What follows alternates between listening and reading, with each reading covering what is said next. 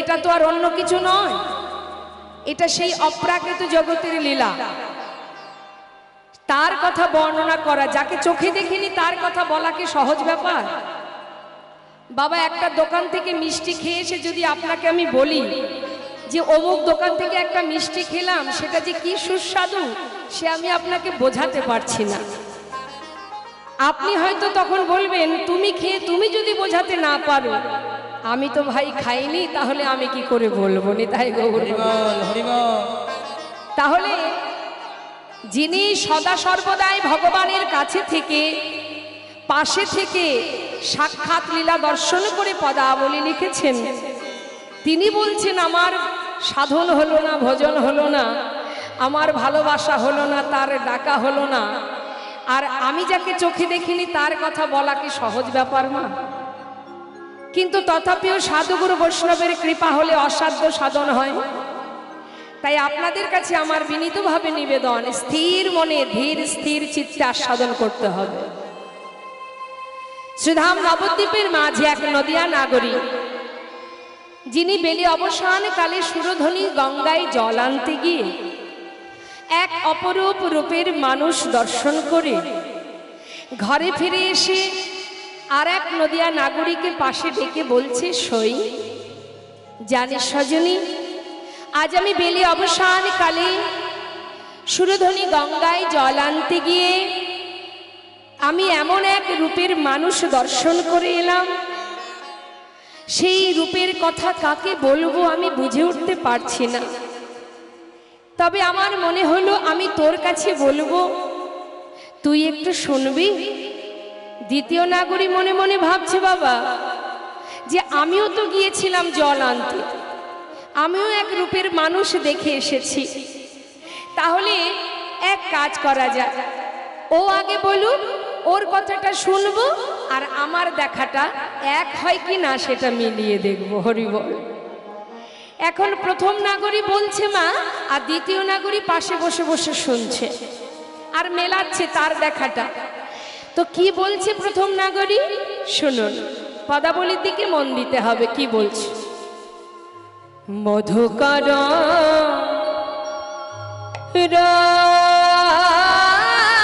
রঞ্জিত গরার মালতী মণ্ডিত জিত ঘন কুঞ্চিত কেশ মধুকর রঞ্জিত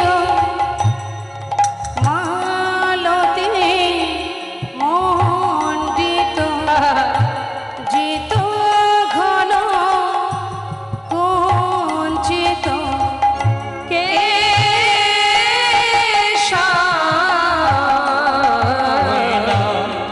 মধু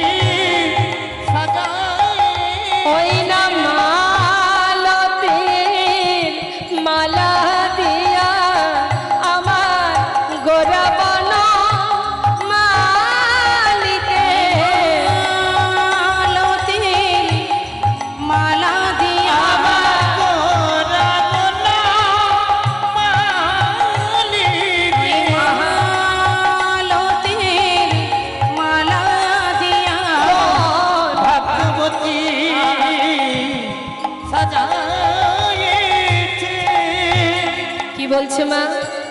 প্রথম নাগরী বলছে, সজনী রে, আমি সুরধনীতে জল আনতে গিয়ে সেই অপরূপ রূপের মানুষটাকে দর্শন করলাম। জানিস সজনী, তার কণ্ঠে একটা ফুলের মালা, একটা মালতী ফুলের মালা, মালার উপরে যে ফুলগুলো আছে, মানে যে ফুলের মালা, সেই ফুলের উপরে মধুকর কাকে বলে বাবা? যারা মধু পান করে, মানে কালো ভ্রমর।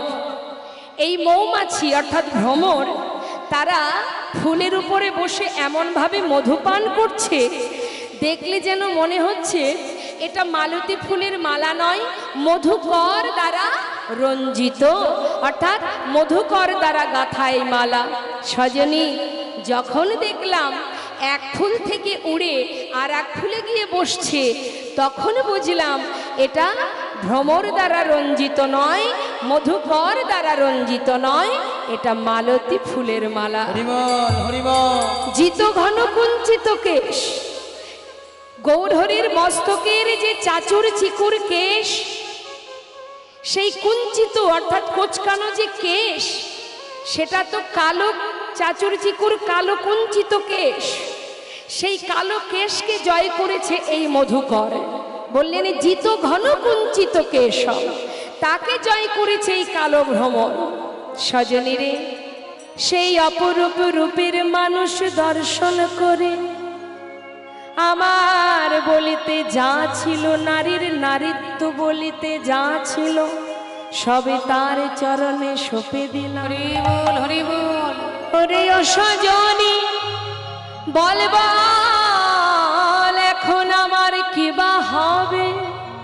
সজনী রে, সেই ভুবন ভোলা নগরা রূপে দেখি আমার যে ব্যাধি হলো, বল সজনী রে, কি আর করবো আমি? শুধু তাই নয় রে, আরো কি দেখলাম জানিস? শোন সজনী, আমি দেখলাম, আহা আহা তিলা কবি বিনিন্দিত,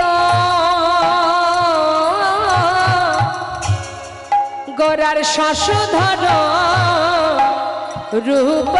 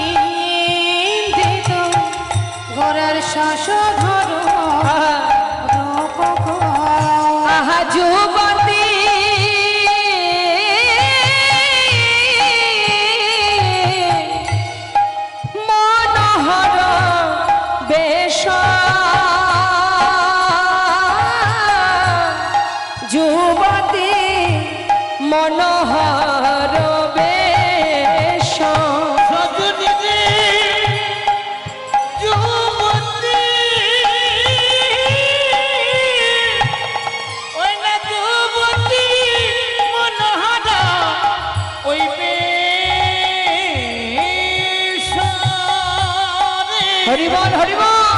ওই না যুবতী মনোহর দেখলাম হরিচন্দনে সাজায়েছে, চন্দনে সাজায়েছে, আহা হরি বলা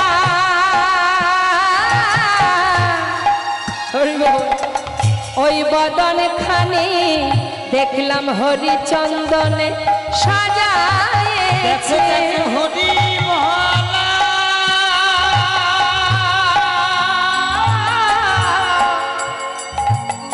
ওই বদন খানি দেখলাম হরি চন্দনে সাজায়েছে। হই না হরি বলা বদন খানি রাধা কৃষ্ণ একা প্রীতি। ও সেই রাসবিলাসের পরিণতি। কৃষ্ণ একা ওই রাসবিলাসী পুরী হরি বল। একা আহা হরিচন্দনে সাজায়েছে। কথাটা কি বললেন বাবা? তিলক বিনিন্দিত শশধর রূপক যুবতী মনোহর বেশ। সজনী রে, তার ললাটে যে তিলক, তিলকের মাঝখানে যে সুগোল বিন্দু, আর এই যে সুন্দর বদনটা, যেন মনে হচ্ছে একটা পূর্ণ চাঁদের উদয় হয়েছে। শ্রীধাম নবদ্বীপের মাঝে সুরধ্বনি গঙ্গার তীরে যেন মনে হচ্ছে একটা পূর্ণ চাঁদের উদয়। আর যুবতী মনোহর বেশ, অর্থাৎ ওই যে রূপ, ওই রূপ যে দর্শন করেছে সেই তো ভুলেছে। যুবতীর মনোহর সেই রূপ যুবতী জনার মনকে হরণ করে। শুধু কি যুবতী জনার মন হরণ করে বাবা? শুধু কি তাই মনে হয় যে শুধুমাত্র রমণীর মন হরণ করে? না, তাকে যে দেখেছে সেই তো ভুলেছে। শুধু আমার আপনার মতো হিন্দুর কথা বাদ দিন, কত মুসলমান ভক্ত বাবা যারা নিজেকে সঁপেছে গৌরকে দর্শন করে। যেমন সম্রাট আকবর, নাসির মামুদ, আব্দুল করিম, চাঁদ কাজী, যার সমাধি এখনো আপনারা দেখতে পাবেন মায়াপুরে যদি যান, একটু এগিয়ে গেলেই সেই চাঁদ কাজীর সমাধি আছে, যার উপরে, যে সমাধির উপরে একটা ফুলের গাছ আছে যার নাম কাঠচাপা বৃক্ষ। সেখান থেকে প্রতিদিন ওই সমাধির উপরে ফুল পড়ে, অর্থাৎ এটা প্রভুর কৃপা। সেখান থেকে প্রতিদিন ফুল পড়ে ওই চাঁদ কাজীর সমাধিতে, এটা তার আশীর্বাদ। তা মাগো, আপনারা নিশ্চয়ই শুনেছেন তোমরা কুঞ্জ সাজাও গো, এটা কার লেখা? একজন মুসলমান ভক্ত কাজী নজরুল ইসলাম। তার নিশ্চয়ই অনেক বৈষ্ণবীয় ভজন আপনারা আস্বাদন করেছেন। তো এই কাজী নজরুল ইসলামের একটা গান আমি ছোট করে একটু গাইছি, শুনুন।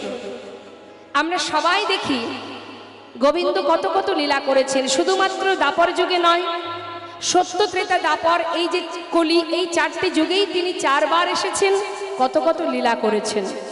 এটা তো শুধুমাত্র তার লীলা বাবা। তিনি যুগে যুগে এসে নানাবিধ লীলা করেছেন, খেলা করেছেন, কিন্তু প্রকৃত তিনি যে খেলছেন সেটা কোথায়?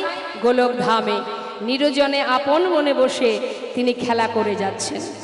আমরা মনে করি জগতে যা কিছু আছে সব আমার, ভাবি না মা? দেখবেন একটা কথা বাবা, যদি আমাদের জীবনে কষ্ট আসে আমরা ভগবানের দিকে হাত তুলে দিই, তুমি কষ্ট দিলে, বলি না? আমাদের জীবনে যদি কোনো আঘাত আসে তখন কি করি? ভগবানকে আমরা দোষারোপ করি। যদি কোনো ক্ষয়ক্ষতি হয়ে যায় আমাদের জীবনে, আমরা বলি তুমি করেছো, তুমি কষ্ট দিয়েছো, তুমি কেড়ে নিয়েছো, তাই না? তাহলে জীবনে আঘাত এলে, কষ্ট এলে দায়ী কে বাবা? ভগবান। যখন সংসারে কোনো কিছু উন্নতি হয় বা কোনো ভালো কিছু হয় তখন আমরা কি বলি? তখন বলে আমি করেছি, আমি করেছি তাই পেয়েছো, এটা আমি না করলে পেতে না। দেখবেন অনেকে বলে এটা আমার দ্বারা হয়েছে বলে আজ এত আনন্দ, এটা আমি করেছি। অর্থাৎ ভালো কিছু করলে আমি করেছি, আর খারাপ কিছু হলে ভগবান দায়ী। এটা তো হয় না। হয় কি?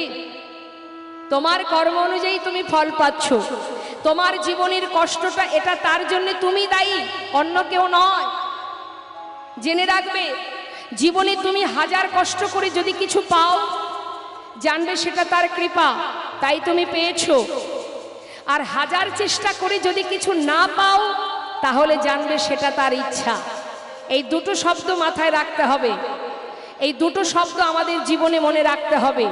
যা কিছু আমরা পেয়েছি সেটা তার কৃপা, আর যেটা চেষ্টা করেও পাচ্ছি না সেটা হলো তার ইচ্ছা।